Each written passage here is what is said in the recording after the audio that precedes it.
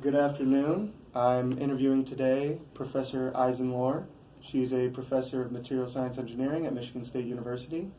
And today she will be giving her opinion on the proposal to a problem of the roads at Michigan State University, being that the students could produce or research solutions and materials for the roads via a lab centered on aggregate concrete and asphalt production.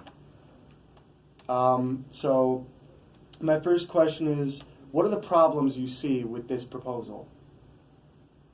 Is the problems that you see, is that more on the technical side what you're thinking of, or administrative side?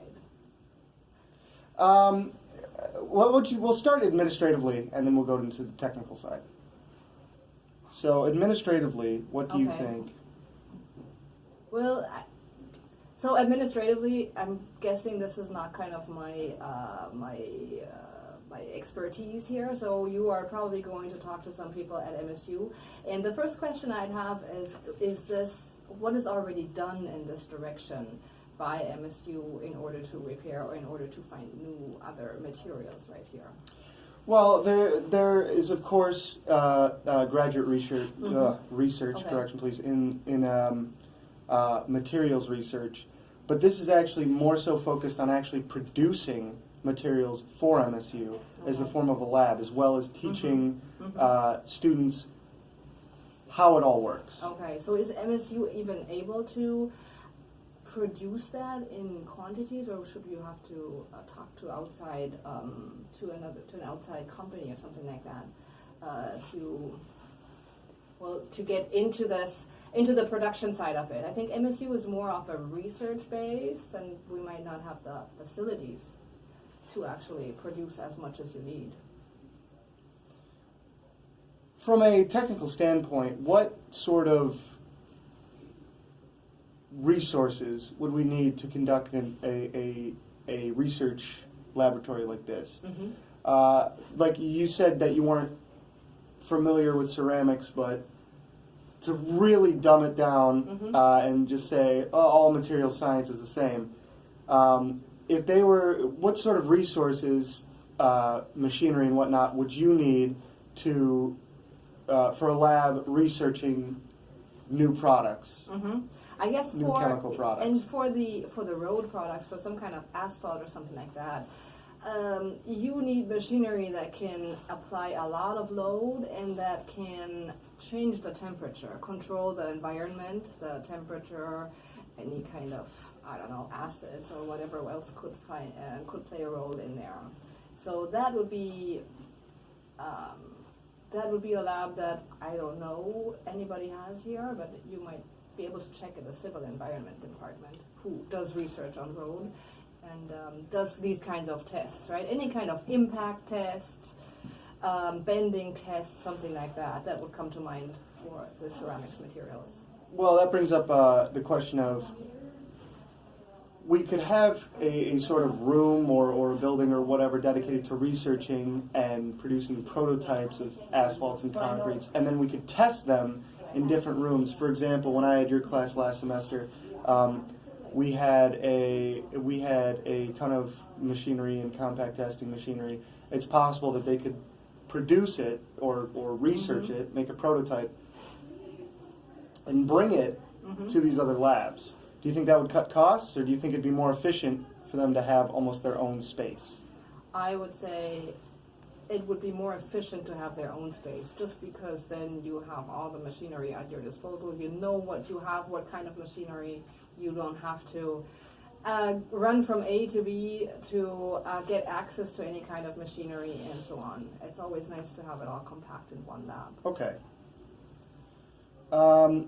How much do you think machinery like that would cost? Just a ballpark estimate, not exact. I have no idea, but I know that the tensile tester we have down there, which can only exert about 100 kilonewton of load, and I'm not sure if that's what you need or more, that's about $100,000.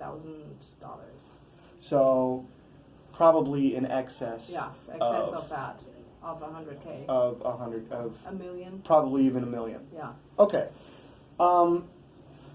this is going to seem a little off topic, but it goes into it.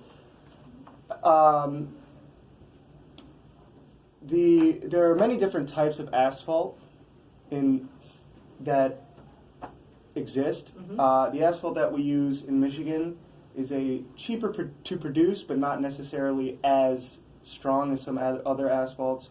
And in Michigan weather, it breaks down really easily. For example, concrete roads have a lifespan of about 40 years. They have other problems that asphalt roads don't have, but asphalt has a lifespan of 10 years. Okay. The new Michigan governor, Gretchen Whitmer, one of her campaign promises was to fix the roads. Do you think that Michigan State, in researching different types of road aggregate that could potentially be cheaper and stronger, could possibly get some sort of grant or monetary help from the government of Michigan? Or do you think that's not likely? No, I think they do have an amount of money that they can spend on things like that. And the question is if they don't already do this with federal grants, with proposals, or with something on the state level. So they most definitely do this for research. The question is, do you think they'd exploit even more for road research, considering her campaign promises? Not exploit, sorry, that was the wrong word. Oh, yeah, but I think that goes into the same line of direction, right? If you research something, that helps for everything, and research is the basis for any improvement that you want to make. So I'd say, yes, they will invest in something like that. Okay. And they probably already do. So getting actually back to the first question, because we actually went down, I don't want to say a rabbit hole, it's perfectly on topic, but what other problems do you see with this proposal? Space on the university, on the campus. Is there even space to have a lab? Sorry, to build it in a time that is feasible? What would that cost? So space, time, and cost. Do you think it's possible? So one of the benefits that we foresaw was with several students researching aggregate production, it would make aggregate creation companies, asphalt companies, much more interested in Michigan State University. They might be willing to have internships with students, sponsor some career day events. Do you see that as likely or unlikely? Likely that the companies will invest more? Sponsor more university day events or career day events. I think that would be a prerequisite, that they are interested in doing this, right?